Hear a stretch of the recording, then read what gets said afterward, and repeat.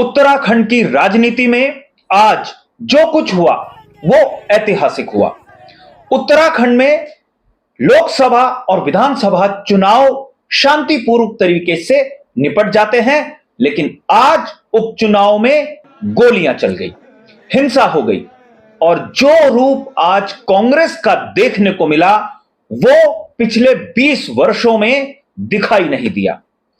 BJP की शिकायत लेकर कांग्रेस चुनाव आयोग में जाती थी, लेकिन आज वो ऐतिहासिक दिन रहा जब बीजेपी कांग्रेस की शिकायत लेकर चुनाव आयोग में पहुंच गई। इसका भविष्य में क्या असर पड़ेगा? आज पोलिंग जब हुई, उपचुनाव जब हुआ, तो उससे क्या मायने निकल गए और कांग्रेस के आक्रामक होने के क्या कारण है, एकजुट होने के क्या कारण है, सारी बातें विस्तार से लेकर आपके सामने मैं हाजिर हो गया हूं। लेकिन मैं आगे बढ़ूं उससे पहले मेरा आग्रह है, खबर को आखिर तक जरूर देखिएगा और खबर पसंद आए तो इसे लाइक जरूर कीजिएगा, शेयर करके अपने मित्रों तक जरूर पहुंचाइएगा।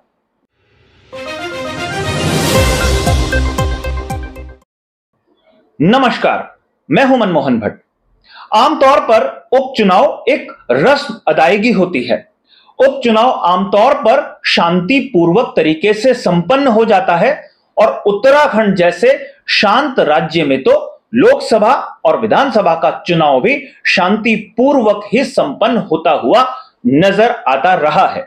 लेकिन आज उपचुनाव में ऐसा कुछ हुआ जिसके मायने काफी गंभीर हैं, जिसकी बात दूर तक जा रही है। कांग्रेस के उत्साह ने ऐसा माहौल हरिद्वार की मंगलौर विधानसभा सीट में बनाया जिससे बीजेपी को अब सोचने पर मजबूर होना पड़ रहा है। खबर पहले आपको बताता हूं। मंगलौर विधानसभा में दो प्रत्याशी हैं, काजी निजामुद्दीन कांग्रेस के और करतार सिंह भड़ाना बीजेपी के प्रत्याशी हैं। बीएसपी जो अभी तक यहां का प्रतिनिधित्व करती थी वो सीन से गायब है, वो कहीं भी चुनाव में लड़ती हुई नजर नहीं आ रही है। कांग्रेस के एक और प्रत्याशी हैं लखपत बुटोला, जो बद्रीनाथ सीट से चुनाव लड़ रहे हैं और उनके सामने राजेंद्र भंडारी हैं। कांग्रेस की पूरी ताकत हरिद्वार की मंगलौर विधानसभा सीट में आकर टिकी हुई है और कांग्रेस के काजी निजामुद्दीन के समर्थन में आज जितने कांग्रेसी नेता एकजुट होते हुए नजर आए, इतने नेता इससे पहले ना तो विधानसभाओं में ना लोकसभा के चुनाव में एक साथ एक मंच पर नजर आए। वास्तव में मतदान के दौरान हंगामा हुआ, गड़बड़ी हुई, जोरदार तरीके से हंगामा भी हुआ। बीजेपी ने आरोप लगाया कि यह हंगामा कांग्रेस और बीएसपी के कार्यकर्ताओं के बीच के झगड़े के कारण हुआ और कांग्रेस ने आरोप लगाया कि बीजेपी के कुछ समर्थक इस झगड़े में शामिल थे जो चुनाव को प्रभावित करना चाहते थे और उनको अपने समर्थकों को उनको लेकर आना पड़ा, जिससे यह हंगामा हो गया। और कांग्रेस का आरोप इससे एक कदम आगे है कि जो पुलिस है, हरिद्वार की जो पुलिस है, उसने बीजेपी के कार्यकर्ताओं का साथ दिया और कांग्रेस को वो डिमोरलाइज करने की कोशिश करती रही है। कांग्रेस का यह भी आरोप है कि जो पुलिस के अधिकारी 2022 के विधानसभा चुनाव में थे, 2024 के लोकसभा चुनाव में थे, उन्हीं अधिकारियों की ड्यूटी इस उपचुनाव में लगाई हुई है और उनका एक सूत्रीय कार्यक्रम है कांग्रेस को हटाना और बीजेपी के प्रत्याशी की मदद करना। इस सबके बीच में दो ऐसी घटनाएं हुई हैं जिस पर ध्यान दिया जाना बेहद जरूरी है। जब हंगामा हुआ और इस तरीके की तथाकथित चर्चाएं हैं कि गोली चली है या नहीं चली है, इस पर कोई स्पष्ट जवाब अभी तक नहीं आया है। बीजेपी कहती है कि गोली नहीं चली, पुलिस प्रशासन का कोई वक्तव्य नहीं है।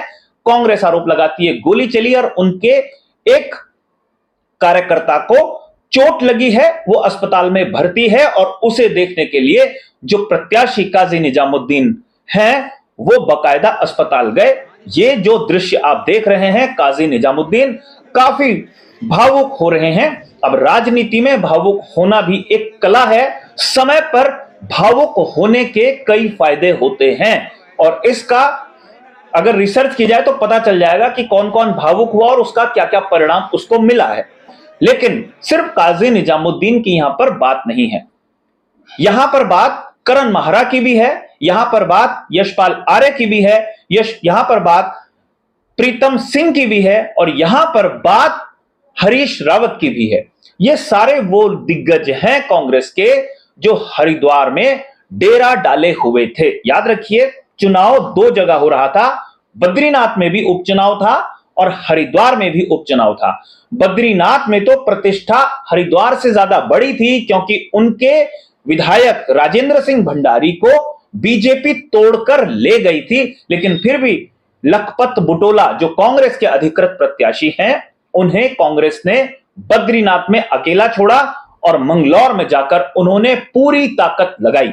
ये इसलिए लगाई क्योंकि मंगलौर की सीट के जीतने की संभावना कांग्रेस को ज्यादा लगती है, क्योंकि आज तक के इतिहास में जब से उत्तराखंड बना है तब से मंगलौर की सीट कभी भी बीजेपी के पास नहीं रही। या तो बीजेपी, माफ कीजिए, या तो बीएसपी या फिर कांग्रेस का प्रत्याशी ही मंगलौर की सीट जीतता आया है। यहां का समीकरण ही कुछ ऐसा है, मुस्लिम और दलित बाहुल होने के कारण बीजेपी यहां अक्सर पिछड़ जाती है।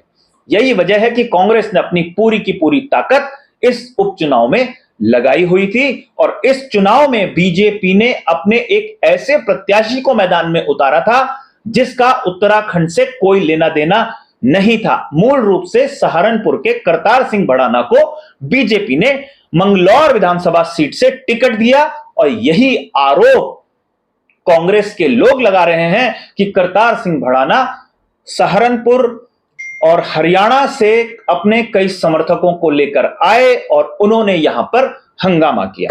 अब यह जांच का विषय है कि हंगामा किसने किया। हंगामा करने में जो शख्स शामिल था उसको पुलिस कैसे पकड़ेगी, उससे कैसे पूछताछ की जाएगी, यह बात की बात है। लेकिन यहां पर बात कर रहे हैं हम राजनीतिक परिदृश्य की। वास्तव में 2024 का जब चुनाव परिणाम आया और उसमें हरिद्वार की लोकसभा सीट में जो हार का अंतर कांग्रेस ने लगभग 2.5 लाख से 1.5 लाख तक करने में कामयाबी हासिल की, पौड़ी गढ़वाल में हार का अंतर 3 लाख से 1.5 लाख तक लाने में उसने कामयाबी हासिल की और देश भर में कांग्रेस का प्रदर्शन पिछले 2 लोकसभा चुनाव के मुकाबले बेहतर हुआ। 42-44 सीटों से कांग्रेस 99 तक पहुंच गई। इसके बाद जो उत्तराखंड कांग्रेस के नेता हैं वो भी अपने हाथ मसाजते रह गए और उनको अफसोस हुआ कि चुनाव मैदान में वो क्यों नहीं उतरे। ऐसे 3-4 नेता हैं जिनके चुनाव लड़ने की काफी संभावनाएं थी और वो चुनाव नहीं लड़े। लेकिन जब माहौल कांग्रेस को लगने लगा कि उनके मुफीद हो सकता था, तब अब जाकर कांग्रेस एकजुट होते हुए नजर आई है और इसका सारा का सारा असर मंगलौर विधानसभा के उपचुनाव में देखने को मिला है। नतीजे क्या आएंगे ये महत्वपूर्ण नहीं है, लेकिन नतीजे किस दिशा में आएंगे इसका अंदाजा आज के घटनाक्रम से लग जाता है, जब कांग्रेस की पूरी ताकत मंगलौर में जुटी हुई है और बीजेपी के नेता चुनाव आयोग में जाकर कांग्रेस की शिकायत कर रहे हैं, बीएसपी की शिकायत कर रहे हैं। इससे यह अंदाजा तो लग ही जाता है कि किसके पाले में बहुमत जीत का दिखाई दे रहा है। बहुमत का मतलब उस सीट में कौन ज्यादा वोट हासिल करने में कामयाब हो जाएगा। जैसा मैंने पहले ही कहा कि आज तक उत्तराखंड बनने के बाद मंगलौर सीट पर बीजेपी कभी चुनाव जीती नहीं। यहां पर जीत हमेशा बीएसपी या कांग्रेस की हुई है और इस उपचुनाव में बीएसपी के जो पुराने विधायक थे जिनका देहांत हो गया, सरबत करीम, उनके बेटे चुनाव मैदान में हैं, लेकिन उनका शोर सुनाई नहीं दे रहा है।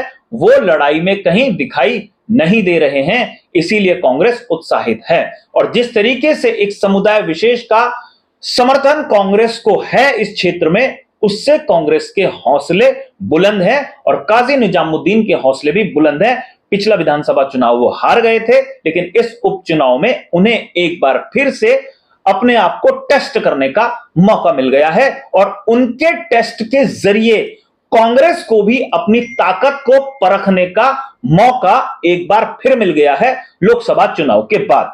अब इस चुनाव में परिणाम जल्दी ही आ जाएंगे, लेकिन इसके बाद की राजनीति बहुत ज्यादा दिलचस्प हो सकती है, क्योंकि बीजेपी के जीत के रथ को अब तक रोकने में नाकाम रही कांग्रेस अगर मंगलौर की सीट अच्छे अंतर से जीत जाती है और बद्रीनाथ की सीट पर वो थोड़ी बहुत ताकत को दिखा पाती है, तो अगले चुनाव की रणनीति अभी से बननी शुरू हो जाएगी, समीकरण अभी से सधने शुरू हो जाएंगे। लेकिन बात यहां पर यह है कि किस तरीके की चर्चाएं अभी तक होती रही और किस तरीके की चर्चाएं अब भविष्य में होंगी।